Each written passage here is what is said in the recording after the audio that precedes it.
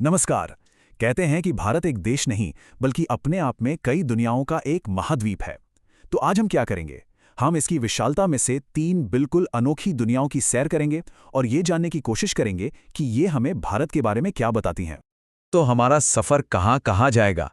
सबसे पहले हम चलेंगे गोवा, वहाँ की मशहूर तटीय बेकरियों में। उसके बाद हम रुख करेंगे कूर्ग की धुंध से ढकी पहाड़ियों की तरफ, और आखिर में हम पहुँचेंगे असम के दूर दूर तक फैले हरे भरे चाय के बागानों में। तो चलिए बिना देर किए शुरू करते हैं। लेकिन हाँ, सबसे पहले ये समझना जरूरी है कि हम इतने बड़े देश को देखने का आखिर कौन सा नजरिया अपनाने वाले हैं। ये सवाल तो मन में आता ही है ना? कि 1 अरब से ज्यादा लोगों के देश को बस कुछ मिनटों में कैसे समेटा जा सकता है? तो इसका जवाब हम ढूंढेंगे 3 खास कहानियों में। ये कहानियां भारत के 3 बिल्कुल अलग-अलग कोनों से हैं, और यकीन मानिए, हर कहानी इस देश की विविधता का एक नया ही पहलू हमारे सामने रखेगी। तो हमारे इस सफर की मंजिल है गोवा। जी हाँ, वो जगह जहाँ के समुद्री किनारों पर आज भी पुर्तगाली इतिहास की खुशबू बसी हुई है।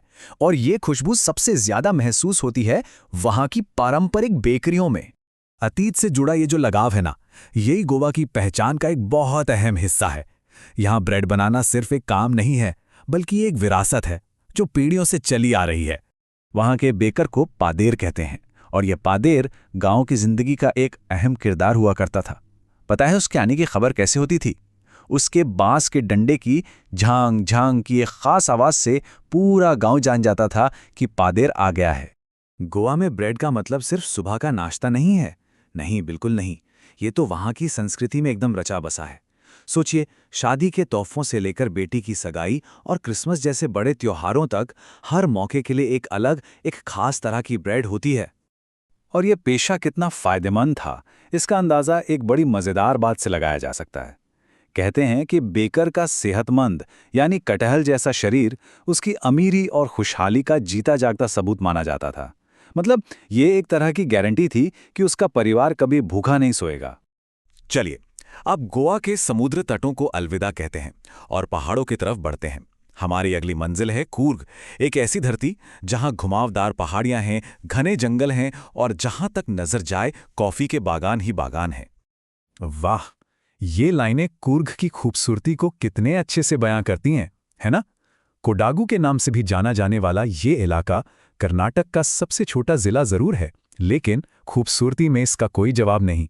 कूर्ग के जो लोग हैं वो बड़े आत्मनिर्भर माने जाते हैं, और उनकी उत्पत्ति की कहानियां भी उतनी ही दिलचस्प हैं। एक थियोरी कहती है कि वो यूनानी सैनिकों के वंशज हैं, तो दूसरी थियोरी उन्हें अरब के व्यापारियों से जोड़ती है। सिर्फ प्राकृतिक सुंदरता ही नहीं, कूर्ग एडवेंचर पसंद करने वालों के लिए भी एक तरह से जन्नत है। River rafting, canoeing, rock climbing, mountain biking, सोचिए यहाँ क्या कुछ नहीं है। यहाँ के लोगों का सैन्य परंपरा से बहुत गहरा नाता रहा है, और इसका सबसे बड़ा सबूत क्या है? वो ये कि कोडावू भारत में एकमात्र ऐसे लोग हैं जिन्हें बिना लाइसेंस के हथियार रखने की इजाजत है।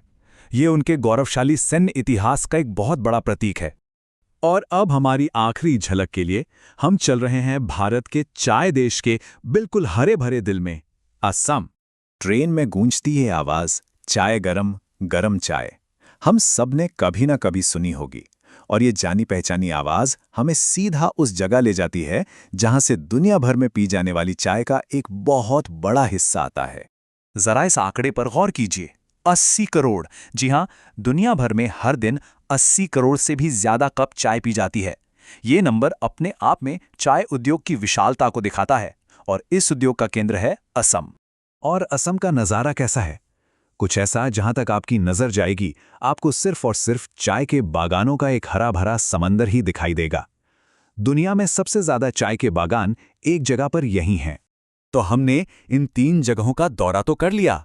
अब जरा रुक कर सोचते हैं कि ये जो 3 अलग अलग झलकियां हमने देखी, ये असल में हमें दिखाती क्या है। तो देखिए, हमने 3 बिल्कुल अलग दुनियाओं की सैर की।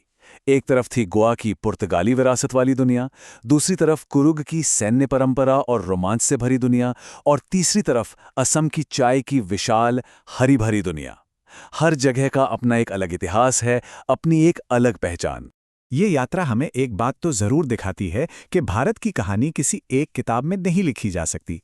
ये तो ऐसी ही अनगिनत कहानियों का एक संग्रह है। ये तो सिर्फ 3 झलकियां थी।